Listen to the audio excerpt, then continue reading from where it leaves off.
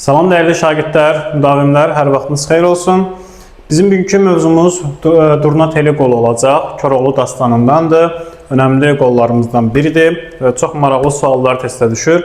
Gəlin birbaşa vaxt itirmədən biz boyumuzun, yəni qolumuzun təhlilinə baxaq. Bir şey yadda saxlayaq ki, burada dastan olduğu üçün həm lirik, həm epik örnəklər var və lirik örnəklərimiz isə daha çox gəraylı və qoşmanla ifadə olunur. İndi isə əsərimizə, deməli, əsər necə başlayır? Koroğlunun belə bir adəti var idi ki, boş vaxtlarında dəlilərlə məşq eləyərdi. Və həmin ərəfədə də indi yığışmışlar, dəlilər məşq edirdilər. Koroğlu da izləyirdi. Koroğlunun yanında da Dəmirçioğlu var idi. Və xanımlardan da Nigar xanımla Telli xanım var idi. Burada deməli Telli xanım da sevinirdi ki, bugün Dəmirçioğlu yaralanmışdı, yaraları sağalırdı yavaş-yavaş. Bu da Telli xanımın sevincinə səbəb olmuşdu. İndi Koroğlu ki, burada qalıblar, uzaqdan görürlər ki, Eyvaz gəlir, atın üstündədir. Və Eyvazın başında da bir dənə Durna Teli var. Çox gözəllə yaraşır Eyvaza. Koroğlu Eyvazı elə görəndə onu Qeysər balasına oxşatdı. Qeysər balası da ümumiyyətlə padişah balası deməkdir.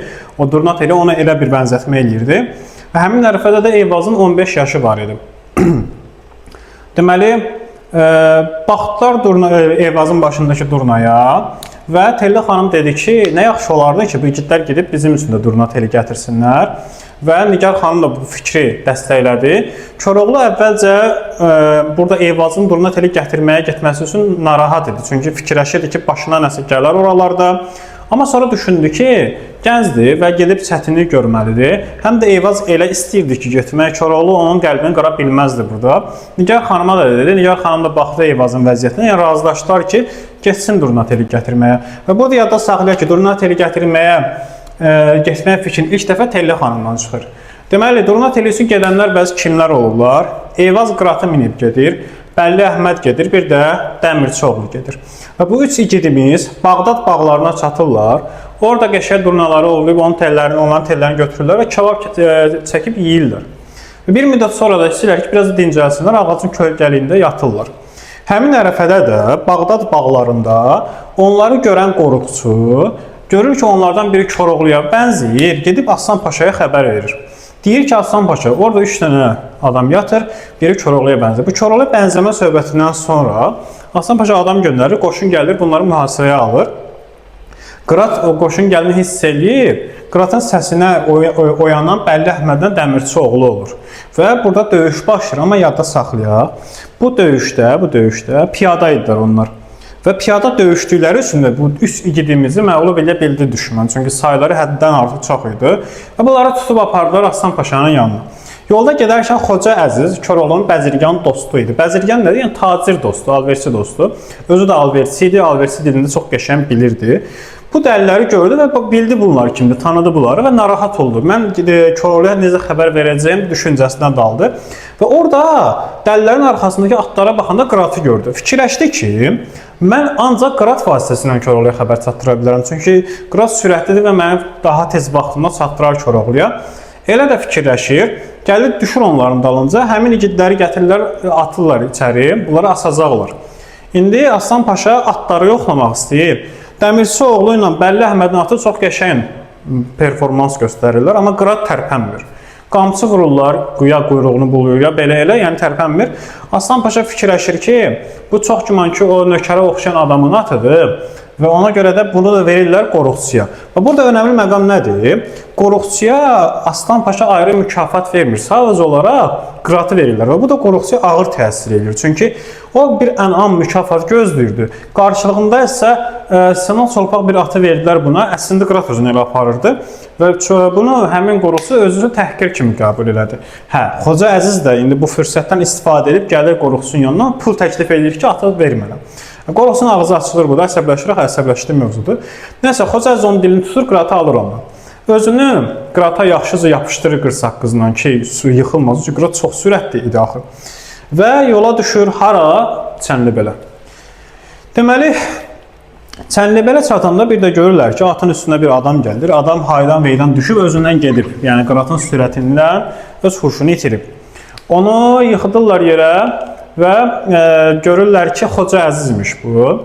Yəni orada çox maraqlı bir məqam var. Deyir məsələn Qırat ora çatanda arxaya baxıb, yəni gəldiyi yerə baxıb kişnirdi, narahat idi.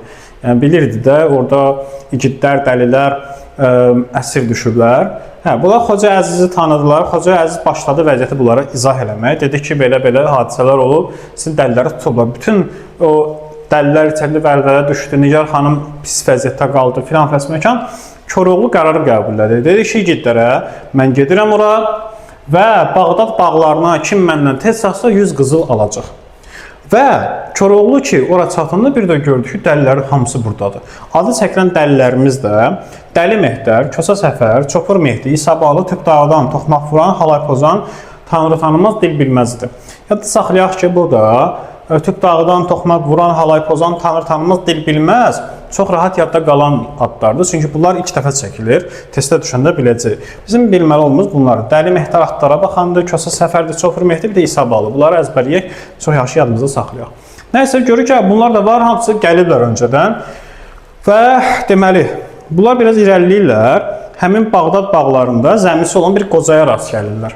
Və qoca görürlər ki, ağlayır. Koroğlu gəlir, qocadan soruşur, niyə ağlayırsan? Koroğlu da soruşur ki, sən hara alırsan? Koroğlu deyir ki, mən Murad bəyli tərəfdənəm və buradan mal alamağa gəlmişəm. Yəni, Koroğlu özünü qocaya tazir kimi tanıdır və qoca da ağlamağının səbəbini izah edir. Deyir ki, Aslan Paşa Koroğlunun üst dəlisini tutub, namərdlik edir. Onların heç Aslan Paşanın işi yox idi və onlar astıracaq. Astıracaq bugün və ona görə də mən də bu namərdliyə, necə deyək, fiziki gücüm çatmır, sözlə gücüm çatmır, gücü vururam gözümə, ancaq ağlaya bilirəm. Bunu qoca deyəndən sonra Koroğlu qocaya kömək elədi, onun bütün zəmilərini biçdilər. Amma bir şey də var ki, qoca o zəmiləri dəlilər biçəndə elə bildi ki, Aslan Paşanın adamları da zəmiləri yandırmağa gəliblər. Amma gördü, yox, həqiqətən də biçirlər. Sonra Koroğlu etiraf edir kim olduğunu. Deyir ki, indiki eşit mən Koroğluyam və Aslan Paşanı öldürməyə gəlmişəm. Qoca orada onlara bir məsləhət verir. Deyir ki, sən gəlmirsən şəhərə tək gir. Çünki siz bu halda şəhərə girsəniz, sizi tanıyacaqlar. Şəhərə tək gir. Adamlar da 5-5, 10-10 hissələrə bölünüb şəhərə girsinlər ki, şübhə çəkməyəsiniz. Bu formada da Koroğlu edir və qocaya orada bir vəd verir. Bunu da yadda saxlayaq. Deyir ki, mən döyüşəndən sonra özünü həmin Aslan Paşanın xəzdəsinin yanına çatdır ki, sənin mükafatını mən orada verəcəyəm. Bunu yadda saxlayaq. Deməli, Koroğlu gəlir Aslan Paşanın yanına, meydan qurulub artıq, 3 igidi dağın yanına gətiriblər, kəndirləri vurublar. Koroğlu gəlir Aslan Paşanın yanına, Aslan Paşaya özünü aşıq kimi tanıdır. Yadda saxlayaq ki, bu tanıtmalar çox önəmli məqamlardır. Məsələn, Koroğlu Qıratı gətirməyə gələndə Hasan Paşaya özünü orada necə tanıdı? Orada da aşıq kimi tanıtmışdı. Aslan Paşanın yanında da özünü aşıq kimi tanıdır. Daha sonra Qaraxanın yanında özünü İlxısı kimi tanıdır. Bolu bəyə isə özünü Qoruqsu kimi tanıdır. Bunları yadda saxlamaq vacibdir. Və burada gəlib Koroğlu meydanda başlayır şeir oxumağa. Axı aşıq deyib özünə şeir oxumalıdır da. Şeir oxuyanda gərək qoşmasını, paşa qoy gəlsin Eyvaz gəraylısını oxuyur. Bunu yadda saxlayın. Həmin ərəfədə də Gizir oğlu Mustafa bəy adlı başqa bir igid var idi. Mustafa bəy də çox tanınmış, adlı sanlı pəhləvanlardan biri idi. Məsələ burasında idi ki, Xotkar onun atasını da dar ağacından asmışdı. O da Xotkara acıqlı idi və 40 atlı igid ilə dağlara çıxmışdı. Hərdən dağlardan enər, bir paşanı gətirib dar ağacına asar cəzalandırar, yenə dağlara qalxardı. İndi Gizir oğlu Mustafa bəy də eşidib ki, Aslan Paşa Koroğlu üst dəlisini tutub və fikirləşir ki, bu mərdlik deyil də, çünki bu dəlilərin axı ondan işi olmayıb. Bunlar Durnavlamağa gediblər. Ona görə də gəlib ki, bunlara kömək eləsin. Bir təpə var, təpədə bunlara baxır. Ora çatanda gördü ki, Koroğlu artıq meydandadır. Orada artıq Giziroğlu fikirləşir ki, əgər birdən Koroğlu bacarsa Aslan Paşa ilə heç o Aslan Paşanı öldürəndən sonra mən təklikdə onu tutaram, haqq hesabımı eləyərəm. Çünki istəyir ki, Koroğlunun üzləşsin və bu iki igid döyüşsün, birinin adı hallansın. Çünki iki qoçun başı bir qazanda qaynamaz deyimi də burada səslənir.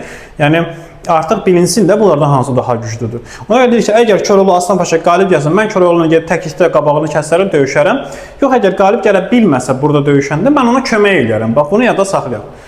Və həmin ərəfədə onun bir şeşbəri var idi. Şeşbərini atır, düz gəlir, həmin meydanın ortasına düşür. Yadda saxlayaq ki, Koroğlu həmin şeşbərin kimə aid olduğunu tanıyır. Bilir ki, bu Giziroğlu'nun şeşbəridir və Giziroğlu bizə baxır, buradadır. Nəysə, Koroğlu şeir oxumasında olanda Sədr Əzəm, yəni baş vəzir, Aslan Paşanın baş vəziri şübhələnir. Və burada Aslan Paşaya deyir ki, bu Koroğludur. Yəni şübhələnir axı onun davranışından, boyundan, buxunundan. Nəysə, həmin ərəfədə Koroğlu əmr edir, özü də Koroğlu igidlərə demişdi, mən ki saqqalımı belə elədim, hücum eləyəcəyiz. Əmr edir, igidlər dolaşırlar içəri, doluşurlar və beləliklə döyüş başlayır, Koroğlu Aslan Paşanı öldürür, igidlər hərəsi bir tərəfə döyüşürlər, o Dəmirçioğlu Bəlli Əhməd dar ağızdan belə fırladıb adamlar öldürürlər, ümumiyyətlə orada qalib gəlirlər. Hə, qalib gələndən sonra, bax Koroğlu qocaya verdiyi sözü tutur, xəzinədən ona bir kisə qızıl verir. Düzdür, qoca gəlində orada məsələn çuvalsız gəlmişdi. Özü adam da tapşırır ki, aparın bu qozanı evinə qoyun gəlin, tamam mı? Bunu yadda saxlayın. Hə, bunlar qurtarandan sonra Koroğlu dəlilərə deyir ki, kim tez satsa məndən, yəni Çənlibelə xəzinə onundur. Özü ayrı yoldan getmək istəyir. Çünki Koroğlu bilirdi ki, Giziroğlu ondan qarşılaşmaq istəyir. Ona görə şərait yaradır və Çənlibelə gedən o iki yoldan digəriniz kimdən soruşur? Kosa Səfərdən. Kosa Səfərə deyir ki, Çənlibelə gedən başqa yol var. O da deyir ki, başqa bir yol var, belə dağ yoludur filan. Hə, bu Kosa Səfəri yadda saxlayaq. Koroğlu da gedir həmin yolla. Elə həmin yolla gedəndə Giziroğlu düşür dalınca, bunlar orada qarşılaşırlar. Bir də arxaya dönüb baxır ki, Giziroğlu Alapaçanın üstündə gəlir. Qırat da Alapaçanı görəndə hərəkətsiz qalır, tərpənə bilmir. Koroğlu bir də görür ki, Giziroğlunun əmudu ilə vurur buna, Koroğlu yıxılır yerə, düşür çaya. İndi Giziroğlu gəlir ki, bunu vursun. Koroğlu çaydan çıxır, sonra Giziroğlunun öz əmudu ilə Giziroğlunu vurur. Əmud belə ağır topalı, dəstəkli bir şeydir. Vurursan təpəsinə, ağır zərbə vurmaq üçün, sümük sındırmaq üçündür. Deməli, Koroğlu da Giziroğlunu onun öz əmudu ilə vurur. Nəysə, ondan sonra Giziroğlu deyir ki, ay Koroğlu, Giziroğlu yıxır da çaya. İndi qılınc döyüşünə keçmək istəyəndə Giziroğlu deyir ki, ay Koroğlu, mən bilmək istəyirdim ki, sən necə igidsən. Bir gün də gördüm, bildim də vəziyyəti. Gəl barışaq, dost olaq. Koroğlu da razılaşır, bunlar başlayırlar dost olmağa və dostlaşırlar orada, ayrılırlar oradan. İndi həmişə şagirdlərə maraqlı sual olub ki, kim qalib gəlir? Əslində burada kimisə qalib gəlməsini əsər ön plana çıxartmır. Əslində bərabərə qalırlar və əsər bizə göstərməyə çalışır ki, bunların ikisi də igiddir. Sadəcə olaraq bir-birinin gücünü sınayırlar burada. Görürlər ki, ikisi də güclüdür. Ondan sonra Koroğlu gəlir Çənlibelə. Yəni Çənlibelə gələndən sonra dəlilər də axı dəlilərə söz vermiş ki, kim məndən tez satsa xəzinə onundur. Dəlilər Çənlibelə gəlib soruşurlar ki, məsələn orada Xoca soruşur ki, Koroğlu çatıbmı? Deyirlər, yox. Bir də görürlər ki, Koroğlunun atı orada bağlanıb, Koroğlu uzanıb orada. Hə, üzülürlər ki, indi xəzinə bizə çatmayacaq. Ondan sonra Koroğlu ona deyir ki, yox, narahat olmayın. Mən əvvəlki sözüm var idi, bu Bağdada gedəndə demişdim ki, kim ora məndən birini çatsa, filan qədər ona qızıl verəcəyik. İndi də belə hesablayıram ki, məsələn 777 dəli var, elə qızıllar da sizin hamınıza belə güzbəlanla çatar. Bölüşün aranızda. Xəzinəni bölürlər dəlilər öz arasında. Hə, indi Giziroğlu da gəlib öz dəlilərinin yanına. Dəlilər soruşurlar ki, nə oldu, necə oldu, siz nə inədin onunla döyüşdə? O da deyir ki, vəziyyəti olduğu kimi danışır, ona inanmırlar. Bu Giziroğlu da deyir ki, inanmırsa gedək Koroğludan soruşaq. Gəlirlər bu Giziroğlu Çənlibelə adamları ilə, görürlər ki, Koroğlu oturub, Nigar xanım da ətrafındakı adamlar da söhbət edirlər. Giziroğlu ona söhbəti pozmaq istəmir. Deyir ki, gözləyək ki, söhbəti bitirsinlər, sonra gedib soruşarsın Koroğlu'dan. Elə bunlar gözləyən ərəfədə Nigar xanım gel Koroğlu'dan soruşurlar ki, Giziroğlu necə? Yox, səndən başqa bir igid varmı bu el aləmdə? Koroğlu başlayır Giziroğlu'nun adını çəkməyə, onu tərifləyir. Giziroğlu da çıxır ki, halal olsun sənə də, mən burada eşidirdim, halal olsun sənə filan fəs məkan. Və bunlar belə səmimi söhbət edirlər, əsərimiz də sonlanır. Giziroğlu'nun xarakteri xüsusiyyətləri demək olar Koroğlu ilə eynidir. İkisi də paşalara qarşı atalarına edilən haqsızlıqla əlaqədar mübarizəyə başlayıblar. Daha sonra yadda saxlayaq nəyi? Bu Durna Teli gətirməyə gedən igidlərin adlarını yadda saxlamaq lazımdır. Aslan Paşa da sonra Koroğlu'dan şübhələnən Sədrəzəmdir. Aslan Paşa bunu yadda saxlamaq lazımdır. Xoca Əzizi yadda saxlamaq lazımdır. Kosa Səfər bayaq dedik, yolu göstərən adam, onu yadda saxlamalısınız. Hə, bunları yadda saxlayın. Elə çətin bir əsərimiz deyil. Testdə də sizi çox incitəcək suallar düşmür bu əsərdən. Videonu bəyənməyi yaddan çıxarmayın. Növbəti çəkilişlərdə görüşənədək özünüzə yaxşı baxın. Ürəyimiz böyüdü, evlərimiz balaca. Gecə tezi əcəl bizi tapacaq. Biz nə